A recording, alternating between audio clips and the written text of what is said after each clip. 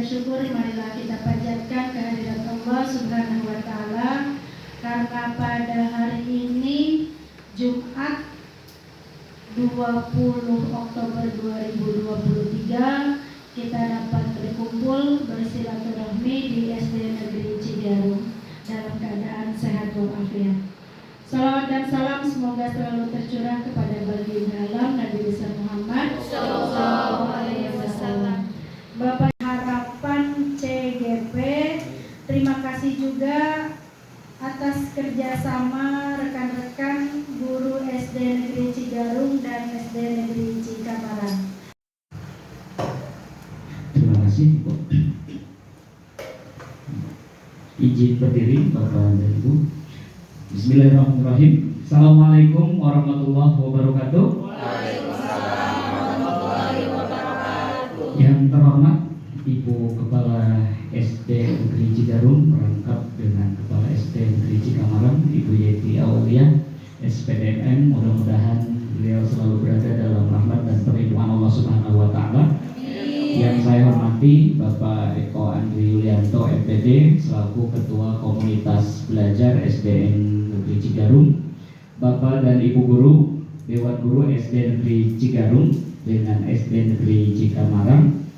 Yang saya hormati, puji serta syukur marilah kita panjatkan kehadirat Allah Subhanahu wa Ta'ala. Maaf kalau dalam forum ini saya membawa embel-embel CGP gitu, karena memang forumnya dibuat harus seperti itu begitu. Ya, forumnya harus dibuat seperti itu, dan ini bagian dari tugas yang harus diupload nanti. Due date-nya atau batas waktunya tanggal 30 Oktober nanti. Sengaja saya mengambil waktu lebih awal supaya karena berkaitan dengan editing video juga, karena saya juga dalam tanda petik dipaksa untuk modul 1.4. Kemudian yang kedua juga saya ingin berkolaborasi dengan Bapak dan Ibu guru.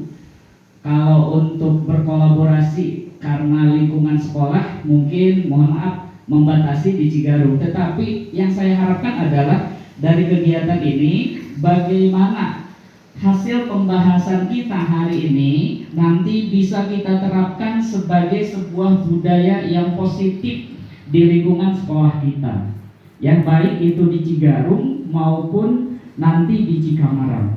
Itu. Kemudian, nah ini sebelum ke ice breaking, ini yang menjadi dasarnya. Kemarin saya mengutip di PI 1 mengutip bahwa tugas guru adalah menuntun, bukan menuntut siswa. Ya, kita itu ibarat sebagai seorang petani yang tidak akan bisa menciptakan padi, benih padi itu menjadi jagung. Analogi saya kemarin seperti itu. Satu biji padi dia akan tumbuh tetap menjadi padi, tidak akan pernah menjadi jagung. Artinya begini Bapak Ibu, kita tidak akan bisa memaksakan karakter siswa yang sudah terbentuk, ya, karena bawaan, watak bawaan. Kemudian ada yang ketiga bahwa siswa itu ibarat kertas buram. Maka tugas guru adalah memberikan jelas, supaya jelas karakter positif atau karakter bawaan tidak terkontaminasi oleh budaya-budaya, oleh karakter-karakter negatif dari lingkungannya. Itu adalah tugas tugas kita sebagai guru. Mohon maaf. Nah ini, hari ini saya mengutip lagi satu pernyataan atau satu teori dari Ki Hajar Dewantara. Dengan budi pekerti, tiap-tiap manusia berdiri sebagai manusia yang merdeka. Merdeka itu adalah berkepribadian, atau bahasa Ki Hajar Dewantara adalah berpribadi yang dapat memerintah atau menguasai diri sendiri. Tepat kata. Bapak dan Ibu, saya sudah menyiapkan tikino. Enggak. Beda. Takutnya Bapak Ibu lupa jawabannya. Jadi boleh ditulis di sini. Bapak Ibu boleh ambil satu, dicopot, silahkan disebarkan begitu.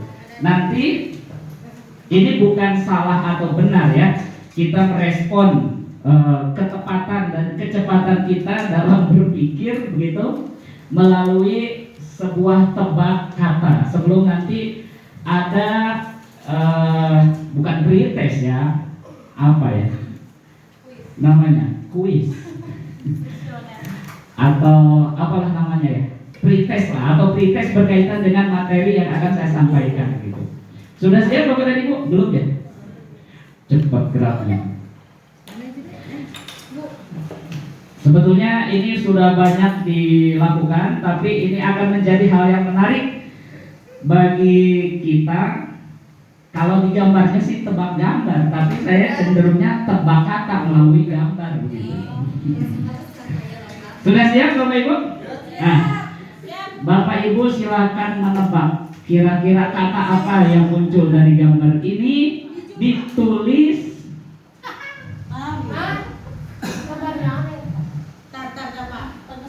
Yang mana ini? Sambil di posnya di tebak gambar. Tidak terpotong kan gambarnya? Tidak. Nah. Pasar. ski itu. Ski, ski itu kata Pak Eko. Bocorannya adalah ski. Berarti kata pertamanya ada skinya. Yang pertama gambarnya apa? Ya orang yang main ski. Kemudian yang kedua tari. Nya dihapus. I-nya dihapus. Kemudian yang ketiga pagar, tapi G-nya diganti S. Jadi apa jawabannya? Hah? Apa? Luar biasa. Saya mendengar sesuatu. Apa Bu? Sekitar pasar. Apakah benar sekitar pasar? Ya. Berarti lu mau pindah tuh.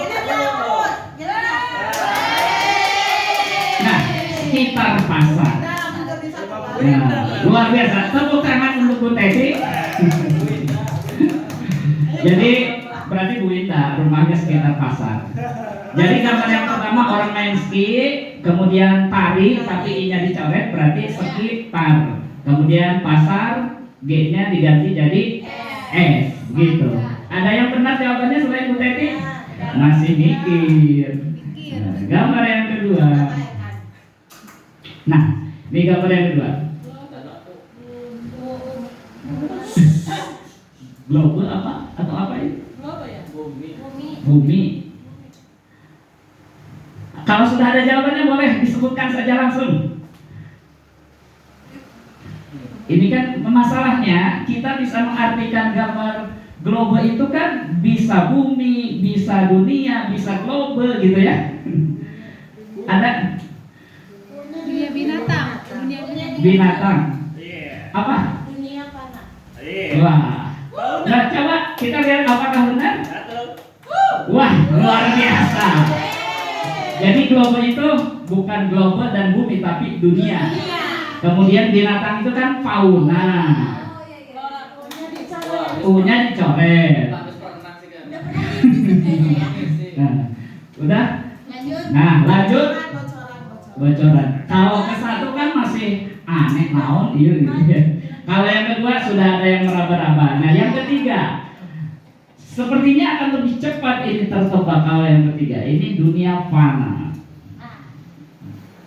Nah, ini. Wah,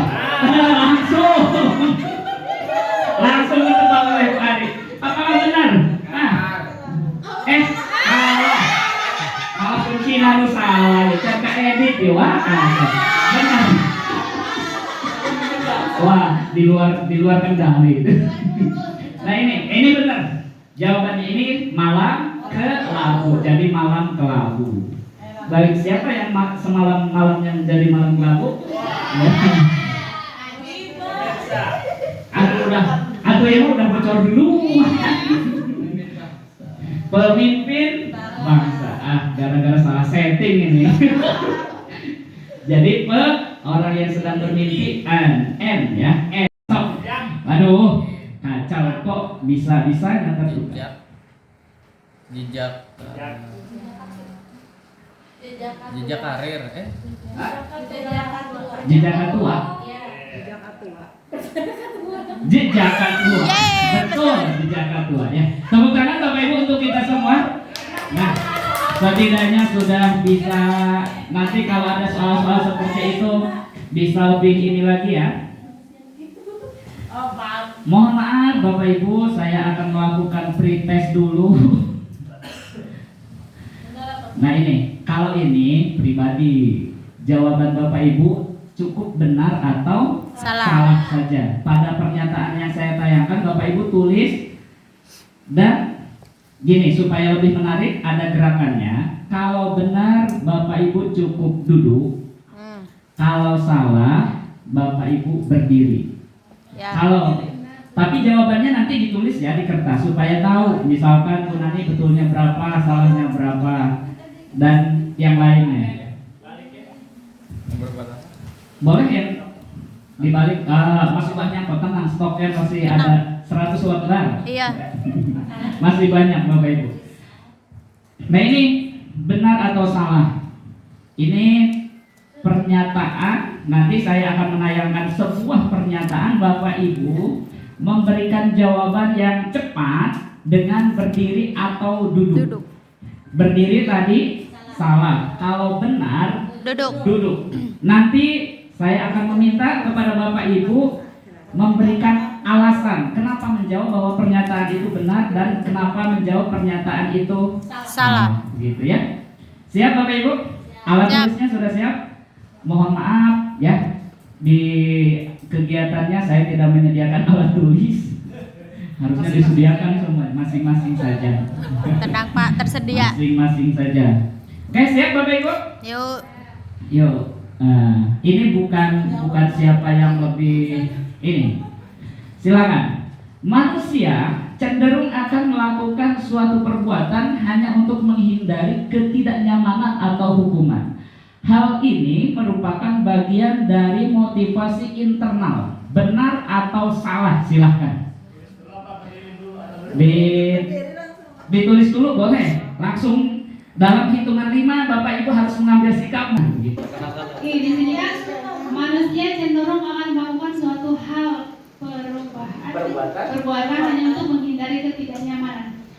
Contohnya seperti saya sendiri, ketika saya mengalami suatu hal yang tidak nyaman, menghindari supaya tentunya saya akan menghindari perbuatan tersebut. Tentunya dengan cara berubah. Ya, berarti motivasinya internal. Iya. Dari dalam. dari dalam. Berarti jawaban Bu Sitri benar. Ada jawaban beda dari Bu Sitri atau benar semua? Coba. Boleh, nggak apa-apa. Bu, ini kan bukan salah oke dan mau mantap di sini. Bu ini jawabannya? Alasannya silakan. Tapi itu berdiri. Harus berdiri. Boleh. Berdiri sambil berdiri. Manusia cenderung akan melakukan suatu perbuatan hanya untuk menghindari ketidaknyamanan atau hukuman. Hal ini merupakan bagian dari motivasi internal. Sebenarnya menurut saya, kalau manusia cenderung akan melakukan suatu perbuatan hanya untuk menghindari ketidaknyamanan, itu sebenarnya salah. Berarti motivasinya harus memang eksternal. Kenapa bisa eksternal? Karena itu kalau menurut saya bukan dari internalnya aja, tapi bisa dari lingkungan, dari mungkin maksudnya dari teman atau dari pokoknya mah dari luar diri. Ya, dari luar diri. Ya. Luar biasa. Tepuk tangan untuk beda dan Sitri. Ya. Jadi gambarannya gini, kita memberikan PR kepada murid, misalkan kita memberikan PR kepada murid, si murid sebetulnya enggak mau, sanggup, malas mengerjakan PR tersebut. Tetapi karena ada hukuman yang akan diberikan kalau tidak mengerjakan PR, yang kita kan bikin kesepakatan dengan siswa, akhirnya dia terpaksa mengerjakan PR. Itu kan motivasi ya, ada dorongan. Yang ditanyakan adalah motivasi semacam itu eksternal atau internal. Tadi ada 2 jawaban yang sangat menarik dan jawabannya adalah salah. Berarti yang benar adalah jawaban yang tepat maksudnya. Karena kan ada sanksi itu dari luar. Tadi berdiri ya Pak. Salah. Karena ini kalau dikaitkan dengan contoh hak dan kewajiban dalam kehidupan kita, itu termasuk kalau kita berprinsip kewajiban, berarti motivasinya motivasi eksternal. Sebab contoh atau yang dianalogikan Pak Marjen tadi seperti itu. Kita menghindari sesuatu itu karena menghindari ketidaknyamanan atau karena khawatir ada hukuman. Tetapi kalau itu tidak kita lakukan, berarti memang sudah ya harusnya seperti ini, saya berbuat seperti ini. Itu sudah tidak diembel-embeli dengan hukuman atau ketidaknyamanan. Ya, saya harus seperti ini gitu. Itu berarti prinsipnya ada di diri kita sendiri gitu. Ya, terima kasih atas penguatannya Bu. Memang kalimatnya dibuat terlalu umum. Betul, kalimatnya dibuat terlalu umum dan saya tidak memberikan contoh. Karena kalau memberikan contoh ya otomatis jawabannya tahu. Kan begitu. Ya karena kita kan andragogik ya. Pembelajaran orang dewasa gitu. 3, 4, 5. Nah, Bu Indah, adakah? Bu Ari, jawabannya apa Bu? Oh belum. Bu Indah, Bu. Boleh Bu. Boleh berarti salah. Minimal kalau dianalisis mana yang tidak termasuk kebutuhan begitu kira-kira. Karena jawabannya tidak salah. Sebenarnya 5 menurut saya benar ya. Terus kasih sayang dan rasa diterima ya. Tapi kalau untuk kebebasan itu sebenarnya masih luas Pak. Ya. Freedom. Jadi kebebasan itu seperti apa dulu? Ya. Terus yang kesenangan yang mungkin masih bisa ini, tapi dengan penguasaan juga dengan artian yang luas juga. Ya. Jadi yang menurut Bu Indah yang kurang tepat itu ada di poin Kakak semuanya tuh, kecuali yang terakhir penguasaan. Gitu. Itu cara menganalisis saya apakah itu betul atau tidak. Itu kan teoritis ya. Kalau tadi kebebasan, kalau menurut saya itu merupakan kebutuhan dasar dari setiap manusia. Kodratinya itu manusia tidak ingin ada yang dikekang kan seharusnya gitu kan ya. Itu kan kebutuhan dasar. Kenapa seseorang itu ingin merdeka? Kenapa kurikulumnya harus kurikulum merdeka? Itu kan dan kemerdekaan itu adalah hak segala bangsa gitu ya. Gitu. Kalau penguasaan itu kan kebalikan dari kebebasan. Dikuasai artinya merenggut dasar dari kebutuhan manusia gitu ya. Tapi awalnya sih saya melihat kayaknya nggak enak aja gitu ya. 4K 1P gitu. Padahal sebenarnya gitu Pak. Dari sisi kebahasaan ya. Terima kasih Pak. Nah luar biasa. Jadi fungsi kita berkumpul di sini adalah di pembahasan nanti.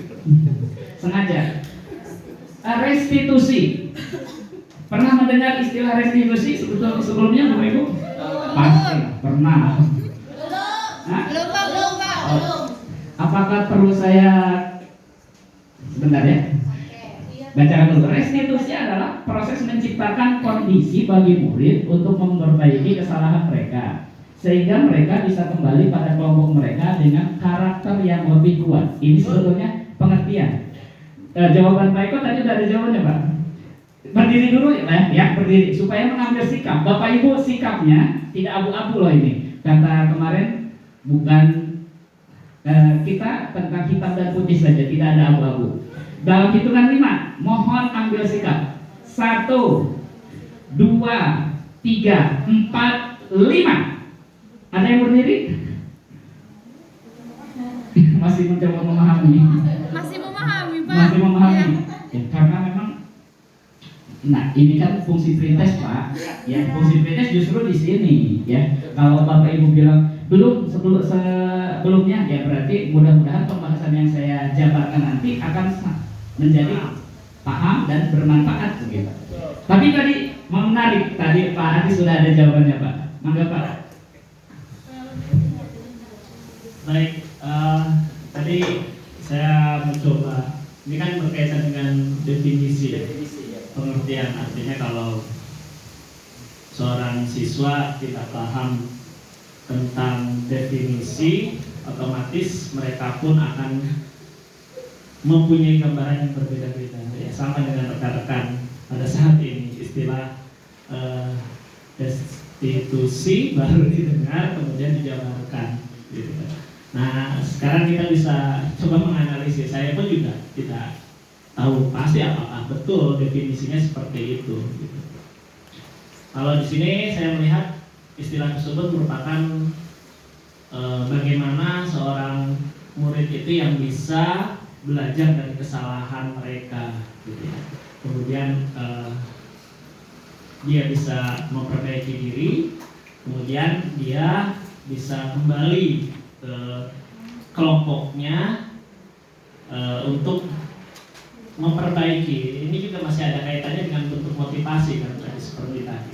Gitu. Ada orang yang ketika mendapatkan permasalahan itu malah semakin terpuruk, gitu ya. Ada juga siswa atau diri kita ketika kita mendapatkan permasalahan, kita bisa menarik pembelajaran dari kesalahan permasalahan tersebut sehingga timbul motivasi untuk mau jauh lebih baik. Makanya saya memprediksi bahwa jawaban ini adalah benar. Mungkin itu saja. Dan ini jawabannya. Tepuk tangan untuk Pak Andri. Baik Pak Andri, luar biasa. Ini baru pretest loh, belum masuk materi, tapi sudah sudah banyak hal yang terungkap begitu ya, yang bisa kita gali bersama-sama. Karena pada dasarnya kita pendekatannya adalah hari ini belajar bersama. Saya berdiri di sini sebagai yang memegang mic, berdiri di depan bukan sebagai yang mengajarkan Bapak Ibu, bukan maksud itu, tidak ada maksud ke sana, tetapi bagaimana saya membagikan informasi yang saya dapatkan dalam forum CGP kepada Bapak dan Ibu, dan memang sebagai salah satu bentuk pemenuhan tugas juga. Nah ini Rasanya karena setuju dengan pernyataan ini. Ya, betul. Karena menguatkan identitas. Kita sebagai guru harus menguatkan identitas anak juga ya, karakternya, perkembangannya, segala apa yang dia apa yang dia kuasai atau dia pahami gitu. Kita harus tahu memvalidasi tindakan salah. Kita juga harus tahu mengkonfirmasi pada anak bahwa ini salah, sayang, ini salah, yang itu benar gitu. Menanyakan keyakinan pada anak. Kita harus meyakinkan anak bahwa kalau kita melakukan ini, tindakan salah ini akan berakibat negatif pada anak tersebut dan orang lain. Iya, makasih Pak. Terima kasih. luar biasa. Untuk materi ini Bu Rizka sudah bisa menjelaskan seharusnya. Bu, silakan Bu di depan. Ya, ada jawaban yang lain? Nah, sama. Dan memang ini jawabannya adalah kata disiplin itu identiknya dengan tata tertib, teratur, dan patuh pada peraturan. Kemudian kata disiplin juga sering dihubungkan dengan hukuman, padahal itu sungguh berbeda gitu ya. Nah ini kata Ki Hajar Dewantara, di mana ada kemerdekaan, disitulah harus ada disiplin yang kuat. Sungguh pun disiplin itu bersifat self disiplin. Jadi disiplin apa itu? Disiplin ya pribadi gitu ya. Ya, yaitu kita sendiri yang mewajibkan kita dengan sekeras-kerasnya, tetapi itu sama saja.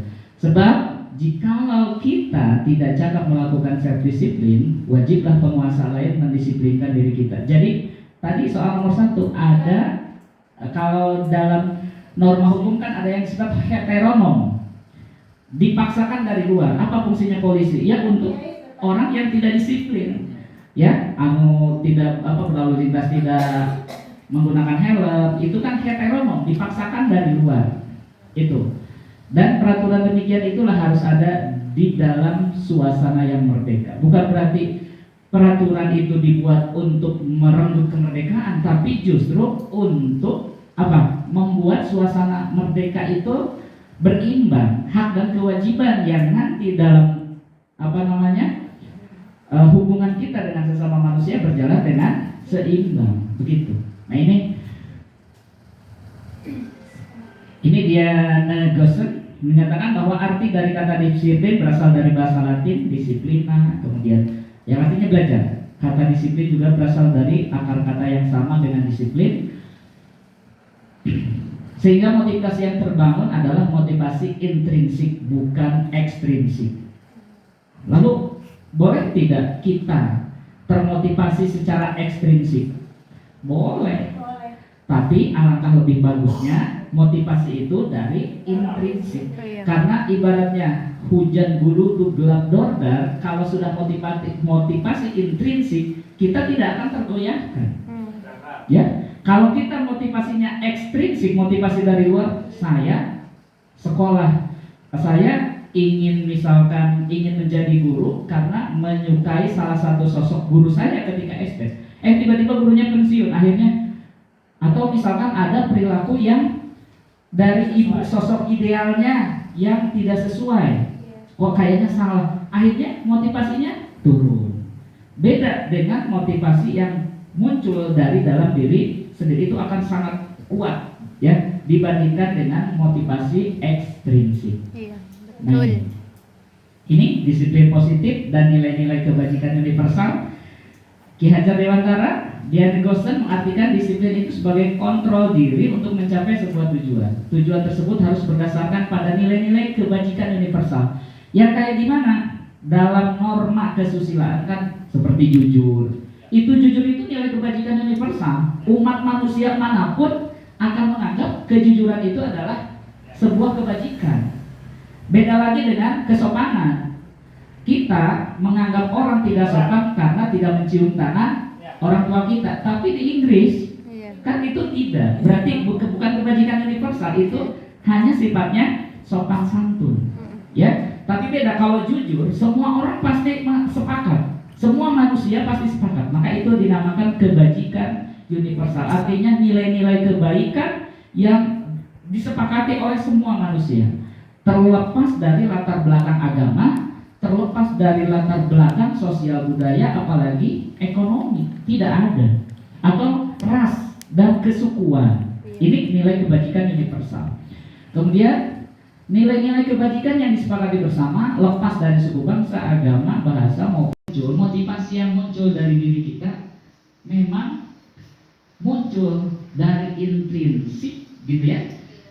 Karena memang sesuatu yang kita inginkan, tidak dipaksa dari luar, dan semata-mata menghargai diri sendiri. Misalkan, saya mau ada kepala sekolah, tidak ada kepala sekolah, ya saya seperti ini. Nah berarti kita sudah ada di poin yang ketiga.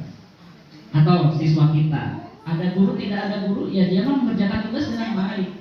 Ketika tidak ada guru, ngobrol. Ketika ada guru, diam. Nah kira-kira gimana? Satu motivasinya. Nah, atau untuk mendapatkan penghargaan. Pada ini dulu menerapkan bintang kayak di kelas saya. Nah itu, mana yang lebih bagus? Semuanya juga bagus, ya semuanya juga bagus, tapi ada tingkatannya, ada tingkatannya. Mana yang bisa kita terapkan kepada siswa dari teori motivasi ini? Satu bisa kita terapkan, yang kedua pun bisa, yang ketiga itu yang harus kita bangun, yang harus kita dorong. Apa? Kelas, ya. Kepada saya kali kelas siun. Semua kelas malah. Mau siapa? Coba Bari dulu, Bari. Apa nih Pak? Motivasi Yang perilaku anak itu ekstrim. ya. Jadi perilaku anak di kelas Bu Ari itu Dari lebih ketiga didasari motivasi yang mana yang tadi? mana? Dari 1, 2, 3 itu. Tadi kembali ke Oh iya. Yang ketiganya motivasi apa Pak? Nah, Nomor hiji ya banyak. Bapak Ibu sambil minum. Ayo Cece. ada Pak. Kopi gitu. Itu sudah siap. Dari Sudah siap. kelas Ya. yang saya pegang, Hmm. ini sih Pak, ada yang masuk di yang pertama. Memang ada siswa yang tidak bisa mengerjakan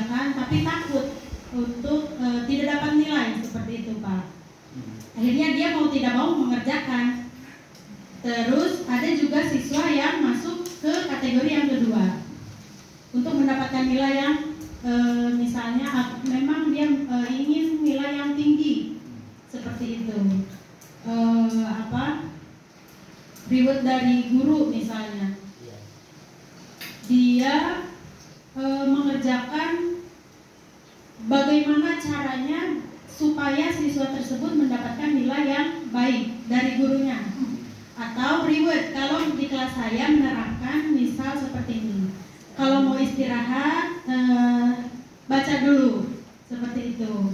Kemudian kalau yang ketiga itu belum masuk ya, memang sedang dicoba untuk masuk ke motivasi yang ini, untuk menjadi orang seperti yang kesadaran dia dari mereka gitu. Memang belum ada, tapi proses sedang dilakukan seperti itu Pak. Ada poinnya di baru 1 dan 2. Iya. Terima kasih Bu Ari. Bapak dan Ibu ada yang mau berbagi pengalaman lagi? Bu Ina? Boleh? Siapa? Tadi dari kelas bawah, sekarang dari kelas atas, boleh lah, kelas atas. Sama. Atau barangkali bukan hanya dari pengerjaan tugas, dari tindakan lain. Misalkan berseragam, membuang sampah. Apakah sudah ada yang dari 3 atau masih di 1 atau 2 gitu? Dari sudut pandang yang lain ya, bukan dari pengerjaan tugas saja. Misalnya dari sisi berpakaian, kemudian membuang sampah, kemudian apalagi hormat kepada guru gitu. Mudah-mudahan ya kita sebagai guru bisa dan yakin kalau ada hal perbaikan atau perbaikan yang kita lakukan bisa kita menerapkan, membangun motivasi berdasarkan teori di Anderson ini kita di yang ketiga ya itu. Offline kenapa hari Rabu? Karena kebetulan jadwal pelajaran olahraga itu di hari Rabu ya Mbak Dede ya. Jadi untuk menyiapkan peserta didik agar stamina-nya siap melaksanakan kegiatan olahraga, kemudian juga untuk mendukung program sekolah berkaitan dengan sekolah adiwiyata, saya mencoba untuk dalam 1 minggu itu meminta siswa untuk membawa bekal dari rumah. Sebetulnya konsepnya adalah bagaimana mengurangi sampah plastik tadinya, kemudian bagaimana mereka harus bisa memahami makanan yang sehat dan bergizi, walaupun sampai dengan saat ini tetap yang mereka sukai adalah mie. Pemenangnya adalah mie. Ya.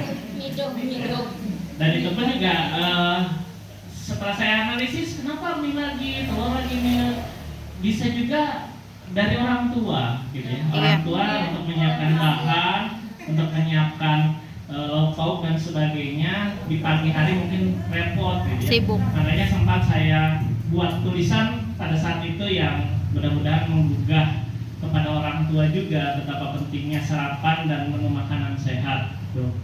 Nah, kalau di sini apa yang dilakukan oleh Ibu Ambar, saya tidak akan berbicara tentang Ibu Ambar. Apa ada pada saat itu ya, kalau yang sekarang kelas 6 tidak boleh menyebut nama gitu ya. Iya. Ada, karena ya tadi saya lihat dari faktor keluarga gitu ya. Bukan berarti mungkin tanda kutip anak itu tidak membawa bekal bukan faktor kesengajaan. Iya. Bisa jadi juga orang tuanya udahlah kasih jajan aja, beli jajan dan sebagainya. Iya. Ada juga yang seperti itu ya. Padahal si anaknya mungkin juga ingin gitu melihat teman-temannya bisa membawa bekal dan sebagainya gitu. Akhirnya dia tadi kebutuhan yang paling utama itu yang survival ya, untuk bertahan hidup gitu ya. Karena bahasa anak kan mungkin melihat rekan-rekannya bawa dan sebagainya, comot sini, comot sana, akhirnya lebih banyak juga gitu mendapatkannya. Dan itu juga menjadi faktor kebiasaan. Yang kasihan anak yang diambil gitu ya, Pak, kenapa kamu makannya cuma nasi aja sama lauknya cuma sepotong, tadi Pak dimakan sama ini sama itu. Nah, itu. Jadi yang pertama saya panggil itu yang pertama saya lakukan adalah memanggil anak tersebut. Kalau di sini berarti Doni gitu ya. Kita coba cari tahu akar permasalahannya dari mana gitu ya. Kita kita tanyakan, kenapa kamu tidak membawa bekal? Padahal setiap hari ya kita selalu mengingatkan besok akan ada kegiatan Rabu Ompreng, atau kalau di sini saya lihat sepertinya rutinitas ya, Iya. rutinitas. Jadi sekolah itu sudah membiasakan Membawa kegiatan bekal. membawa bekal gitu ya, apalagi rutinitas yang seperti itu. Jadi kita harus tahu dulu apa faktor penyebab si anak ini gitu ya. Ya tadi banyak sekali, misalkan dari faktor internal, dari faktor eksternal. Misalkan dari faktor internal memang saya melakukan hal seperti ini karena saya ingin mendapatkan perhatian misalkan dari seorang guru gitu ya. Kemudian saya selalu mengatakan apa yang dilakukan oleh siswa, bentuk segala hal-hal yang negatif, kemudian apa yang mereka lakukan kesalahan dan sebagainya itu hanyalah indikasi, ya kan? Itu hanya indikasi. Indikasi berkaitan dengan apa yang mereka rasakan dan apa yang mereka ingin peroleh. Kembali lagi tadi ke dalam kebutuhan yang paling mendasar gitu. Bisa jadi ketika siswa tidak bisa diam, kemudian mengganggu temannya, mencari perhatian gurunya, itu karena memang bentuk cara mereka mengekspresikan diri bahwa mereka itu ada dan ingin diketahui gitu ya. Nah ini yang tadi naluriah bawaan untuk bertahan hidup gitu kan. Bagaimana terkadang kalau kita melihat hewan, hewan singa bisa berburu, tapi cita misalkan atau sena dia tidak bisa berburu, dia mengambil makanan dari Sisa. hewan buruan orang lain gitu Iya. kan, seperti itu. Nah ini juga untuk bertahan hidup gitu. Jadi yang pasti harus dilakukan oleh Bu Ambar, tidak perlu bingung ya, apalagi ini hanya doni saja ya. Kita berikan bimbingan konseling, Iya. faktor kedekatan, apa yang sekiranya menyebabkan Doni Tidak membawa melakukan bekal. hal tersebut gitu ya. Kalau misalkan memang betul orang tua saya tidak sempat Bu menyiapkan makanan gitu ya, atau bagaimana orang tua saya bisa menyiapkan makanan untuk makan sehari-hari saja, misalkan mohon maaf gitu ya, kami kekurangan. Tapi konteksnya kalau sekolah ini sepertinya sekolahnya sudah terprogram gitu ya. Iya. Nah itu berarti pasti ada faktor motivasi dari Doni untuk melakukan hal tersebut gitu. Jadi yang pertama dipanggil, kemudian kita ajak berbicara gitu ya, kita cari tahu akar permasalahannya, kemudian baru kita memberikan solusinya gitu. Atau kalau saya biasanya kalau ada siswa saya yang tidak membawa bekal makanan, saya tetap ajak, kemudian saya mencoba tadi mempengaruhi rekan-rekan yang lain untuk Iya. mau berempati gitu. Biasanya diawali dengan saya sendiri Pak, saya membagikan bekal makanan saya sedikit kepada anak tersebut gitu. Iya. Itu ya memang ada yang berempati gitu, yang kemudian ini gitu, atau ada yang oke kok akan temen sendiri gitu kan. Nah itu tadi kan tanggapannya bisa berbeda-beda gitu Iya. mempengaruhinya. Emang kamu nggak merasa kasihan sama ibu? Nanti kalau kacanya pecah ibu loh yang ditegur sama ibu kepala sekolah. Hingga akhirnya si anak merasa bersalah. Itu gambaran contoh pembuat rasa Bersalah. Begitu Bu. Jadi kita teh memelas ke anak. Iya, mengiba. Kelas genap coba tuh ngerti ya. Bapak teh jauh di Gunung Putih ke Cigarung, berangkat setengah genap. Sebelum bangun udah berangkat misalkan, cing aku simbang lagi. Emang gak kasihan sama bapak? Nah begitu, nada-nada seperti itu sehingga anak tuh siap, misalkan bikin baturna gitu ya. Tuh, jadi kita menempatkan apa ya? Mana sih? Mengiba kepada anak untuk berperilaku disiplin, tetapi menempatkan kita untuk dikasihani begitu. Empati, menarik empati. Tidak ada yang salah, tapi nanti kelebihannya seperti apa, kelemahannya seperti apa akan kita bahas. Dan ini soal terakhir. Lanjutkan sampai pukul 13 atau 13.15. Paling telat pukul 13.30. Jadi setengah 2. Mungkin Bapak Ibu ada yang ingin atau ada yang akan berkepentingan lain gitu ya, silahkan. Tetapi kalau berdasarkan tadi absen Ya, kalau berdasarkan absensi cantik, kerja kita itu pukul 14.00 kan di absen ya. Ya, kalau untuk hari Jumat 13.30 berarti pas gitu ya. Untuk itu mohon kita sepakati paling lambat di 13.30. Mudah-mudahan 13.15 sudah selesai gitu ya materi.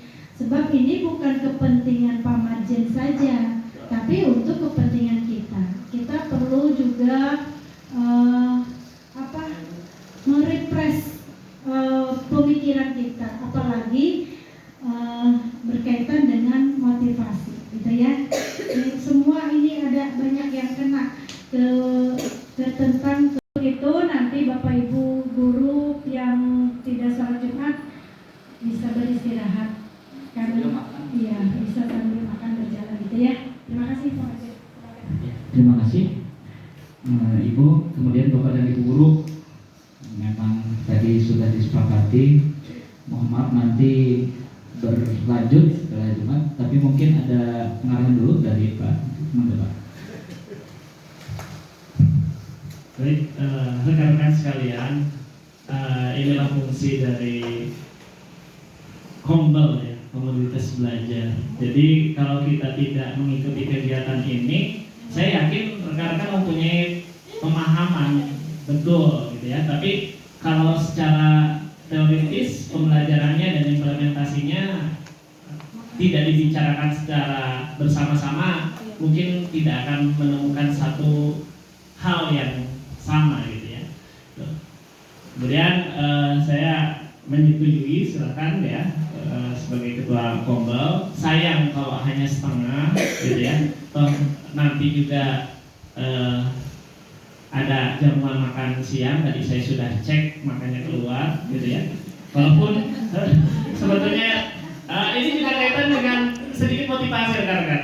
Saya baru 1 kali masuk kelas di UT gitu ya, di semester 9. Kemudian kemarin saya sama membahas tentang motivasi karena mereka sebentar lagi akan mempunyai gelar gitu.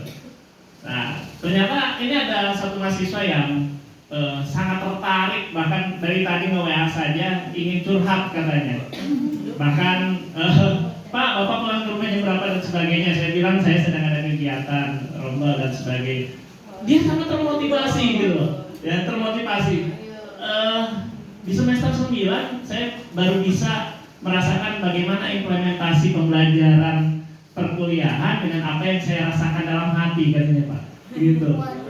Nah itu berarti sama nyambung dengan kita kan tadi ya. Bagaimana mempengaruhi gitu ya orang lain untuk bisa, kata saya kalau semester 9 baru merasakan bagaimana makna dari pembelajaran selama perkuliahan yang kemarin kemana gitu. Nah ini terlambat. Nah mudah-mudahan kan sama seperti sekarang kita mendapatkan teorinya, yang intinya penerapan yang tadi dibahaskan, apa yang akan kita laksanakan, apa yang kita rasakan di dalam kelas kan belum terbahas ya Pak ya. Posisi kita untuk apa itu. Makanya daripada tangguh ya, kita selesaikan, kita tuntaskan, insya Allah tidak akan melebihi jam yang sudah ditentukan. Itu saja. Baik, Pak Wajid, itu saja. Terima kasih. Wassalamualaikum warahmatullahi wabarakatuh. Ya, terima kasih Pak Eko. Sepakat Bapak Ibu ya, jangan nanggung gitu. Dan insya Allah kita konsekuen dengan kesepakatan, nanti tidak akan lebih dari 1:30. Mudah-mudahan jam 1 sudah selesai Pak ya. Bisa masuk paling lambat 1:30 sudah balik. Masih bisa? Udah siap Pak? Bisa Pak? Bisa Pak? Sebelum Jumatan? Jumatan 45. 5 menit ya aja. 5 menit ya. Nanti saja Pak. Ibu-ibu boleh? Ibu-ibu silakan ya. Bapak dan Ibu, kita tutup dulu sesi sebelum istirahat ini dengan pembacaan hamdalah. Mohon maaf apabila ada hal-hal yang kurang berkenan, karena memang saya bicara tentang tadi apa yang saya paparkan itu bukan untuk orang lain ya. Ibaratnya saya sedang menyalakan lampu senter di depan cermin. Jadi untuk diri saya sendiri ya, untuk menerangi diri sendiri. Jika pun nanti ada pengaruhnya kepada Bapak dan Ibu, bersyukur. Terima kasih. Assalamualaikum warahmatullahi wabarakatuh. Waalaikumsalam. Ayo Mak, didampingi. Sudah siap? Makin semangat, selamat malam, tambah semangat. Tepuk tangan untuk kita semua. Luar biasa beban. Omreng kenapa hari Rabu? Karena kebetulan jadwal pelajaran olahraga itu di hari Rabu ya, Mbak Dede ya. Jadi untuk menyiapkan peserta didik agar stamina-nya siap melaksanakan kegiatan olahraga, kemudian juga untuk mendukung program sekolah berkaitan dengan sekolah adiwiyata, saya mencoba untuk dalam 1 minggu itu meminta siswa untuk membawa bekal dari rumah. Sebetulnya konsepnya adalah bagaimana mengurangi sampah plastik tadinya, kemudian bagaimana mereka harus bisa memahami makanan yang sehat dan bergizi, walaupun sampai dengan saat ini tetap yang mereka sukai adalah mie. Mie. Pemenangnya adalah mie. Ya. Dan itu pun juga setelah saya analisis, kenapa mie lagi, telur lagi, mie, bisa juga dari orang tua gitu ya. Orang tua untuk menyiapkan bahan, untuk menyiapkan lauk pauk dan sebagainya di pagi hari mungkin repot gitu ya. Sibuk. Makanya sempat saya buat tulisan pada saat itu yang mudah-mudahan menggugah kepada orang tua juga betapa pentingnya sarapan dan menu makanan sehat. Tuh. Nah, kalau di sini apa yang dilakukan oleh Ibu Ambar, saya tidak akan berbicara tentang Ibu Ambar. Apa ada pada saat itu ya, kalau yang sekarang kelas 6 tidak boleh menyebut nama gitu. Iya. Ada karena ya tadi saya lihat dari faktor keluarga gitu ya. Bukan berarti mungkin tanda kutip anak itu tidak membawa bekal, bukan faktor kesengajaan. Iya. Bisa jadi juga orang tuanya udahlah kasih jajan aja, beli jajan dan sebagainya. Iya. Ada juga yang seperti itu ya. Padahal si anaknya mungkin juga ingin gitu melihat teman-temannya bisa membawa bekal dan sebagainya gitu. Akhirnya dia tadi kebutuhan yang paling utama itu yang survival ya. Iya. Untuk bertahan hidup gitu ya. Karena bahasa anak kan mungkin melihat rekan-rekannya bawa dan sebagainya, comot sini, comot sana, akhirnya lebih banyak juga gitu mendapatkannya. Dan itu juga menjadi faktor kebiasaan. Yang kasihan anak yang diambil gitu ya, Pak, kenapa kamu makannya cuma nasi aja sama lauknya cuma sepotong, tadi Pak dimakan sama ini sama itu. Nah, gitu. Jadi yang pertama saya panggil itu yang pertama saya lakukan adalah memanggil anak tersebut. Kalau di sini berarti Doni gitu ya. Kita coba cari tahu akar permasalahannya dari mana gitu ya. Kita tanyakan kenapa kamu tidak membawa bekal, padahal setiap hari ya kita selalu mengingatkan besok akan ada kegiatan Rabu Ompreng, atau kalau di sini kalau di sini saya lihat sepertinya rutinitas ya. Iya. Rutinitas, jadi sekolah itu sudah membiasakan Membawa kegiatan bekal. membawa bekal gitu ya, apalagi rutinitas yang seperti itu. Jadi kita harus tahu dulu apa faktor penyebab si anak ini gitu ya. Ya tadi banyak sekali, misalkan dari faktor internal, dari faktor eksternal. Misalkan dari faktor internal memang saya melakukan hal seperti ini karena saya ingin mendapatkan perhatian misalkan dari seorang guru gitu ya. Kemudian saya selalu mengatakan apa yang dilakukan oleh siswa, bentuk segala hal-hal yang negatif, kemudian apa yang mereka lakukan kesalahan dan sebagainya itu hanyalah indikasi, ya kan? Itu hanya indikasi berkaitan dengan apa yang mereka rasakan dan apa yang mereka ingin peroleh. Kembali lagi tadi ke dalam kebutuhan yang paling mendasar gitu. Bisa jadi ketika siswa tidak bisa diam, kemudian mengganggu temannya, mencari perhatian gurunya, itu karena memang bentuk cara mereka mengekspresikan diri bahwa mereka itu ada dan ingin diketahui gitu ya. Nah ini yang tadi naluriah bawaan untuk bertahan hidup gitu kan. Bagaimana terkadang kalau kita melihat hewan singa bisa berburu, tapi cita misalkan atau sena dia tidak bisa berburu, dia mengambil makanan dari Sisa. hewan buruan orang lain gitu Iya. seperti itu. Nah ini juga untuk bertahan hidup gitu. Jadi yang pasti harus dilakukan oleh Bu Ambar, tidak perlu bingung ya, apalagi ini hanya Doni saja ya. Kita berikan bimbingan konseling, Iya. faktor kedekatan, apa yang sekiranya menyebabkan Doni Tidak membawa melakukan bekal. hal tersebut gitu ya. Kalau misalkan memang betul orang tua saya tidak sempat Bu menyiapkan makanan gitu ya, atau bagaimana orang tua saya bisa menyiapkan makanan untuk makan sehari-hari saja, misalkan mohon maaf gitu ya, kami kekurangan. Tapi konteksnya kalau sekolah ini sepertinya sekolahnya sudah terprogram gitu ya. Iya. Nah itu berarti pasti ada faktor motivasi dari Doni untuk melakukan hal tersebut gitu.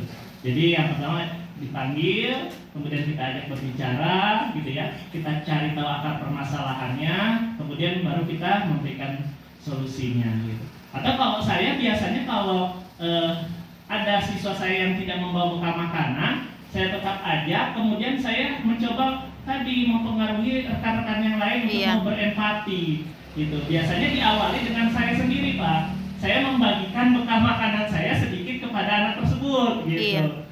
Itu ya memang ada yang berempati gitu, yang kemudian ini gitu, atau ada yang oke kok hantem sendiri gitu kan. Nah itu tadi kan tanggapannya bisa berbeda-beda gitu ya, Iya. mempengaruhinya. Terima kasih. Assalamualaikum warahmatullahi wabarakatuh. Waalaikumsalam warahmatullahi wabarakatuh. Terima kasih Pak Madjen. Kita berikan applause untuk Pak Madjen.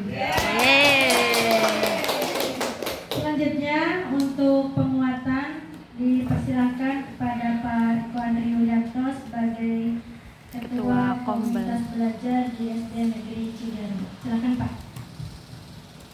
Terima kasih. Terima kasih kepada Ibu Kepala Sekolah. Alhamdulillah rekan-rekan, kegiatan Kombel hari ini saya kira banyak membuka wawasan kita berkaitan dengan bagaimana budaya positif yang harus kita terapkan ya, khususnya dalam pelaksanaan pekerjaan kita. Tuh. Iya. Karena budaya yang harus kita laksanakan adalah budaya-budaya yang positif gitu ya. Memang berat ya, memang berat. Butuh tantangan ya.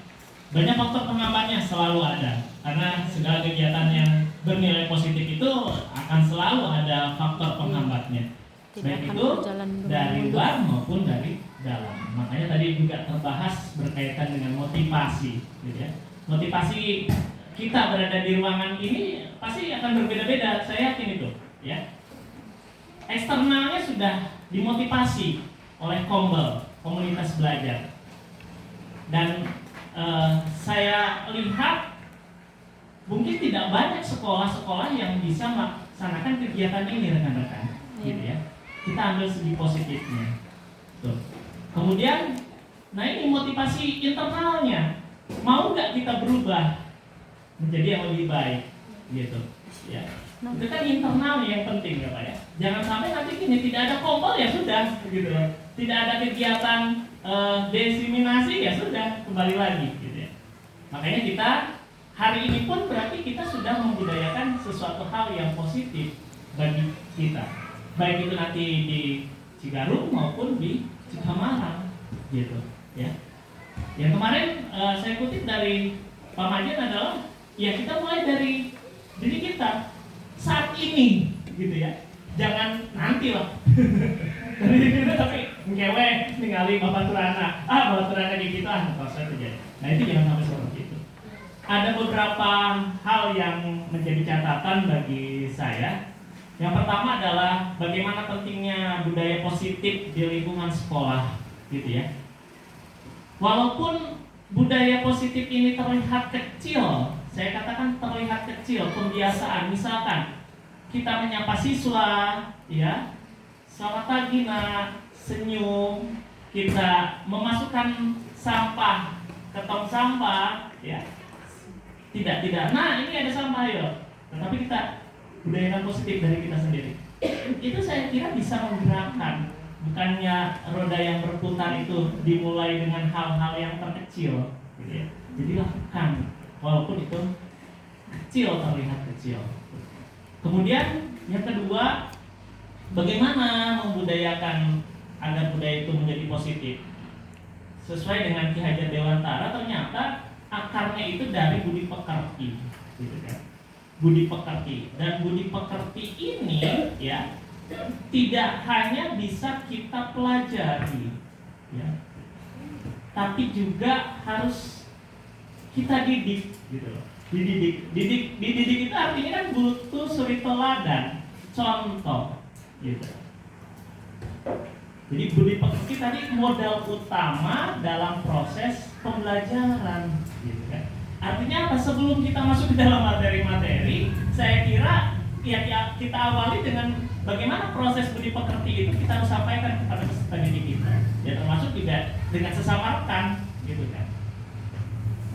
Kemudian tujuan pendidikan menurut tadi Ki Hajar Dewantara adalah agar siswa-siswa itu berkarakter dan mempunyai adab, ya, gitu kan. Beradab itu. Gitu.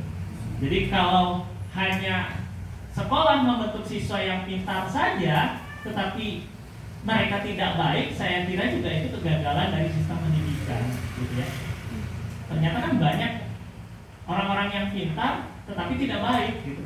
Akhirnya kepintaran mereka itu digunakan hanya untuk kepentingan dia saja. Itu kan konsep pembelajaran yang kita bahas di dunia barat itu seperti itu kan. Yang penting kamu pintar, kita harus silahkan ciptakan sesuatu tanpa memikirkan dampak kepada orang lain, gitu kan. Kapitalis akhirnya, liberal. Gitu.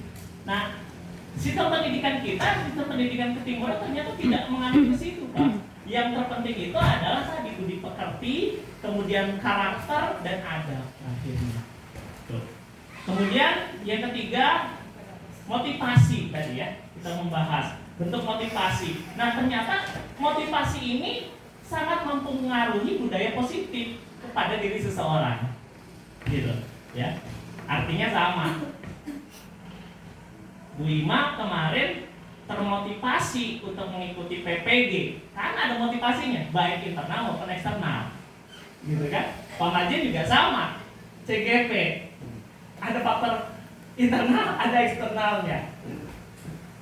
Kemudian yang keempat berkaitan dengan resitasi tadi, restitusi, ya, suatu hal yang harus kita tumbuhkan pada diri siswa, gitu, supaya mereka tadi tidak merasa menjadi orang yang dipersalahkan, tetapi mereka bisa belajar dan memberikan contoh kepada teman-teman yang lain supaya tidak melaksanakan hal seperti itu, gitu kan. Kemudian yang kelima berkaitan dengan disiplin yang positif, gitu ya, serta kebajikan yang universal, betul. Bagaimana kita, kalau nggak ada si cantik tadi katanya kita nggak akan disiplin, gitu ya. Memang harus ada. Yang kelima berkaitan dengan disiplin yang positif, gitu ya, serta kebajikan yang universal, betul.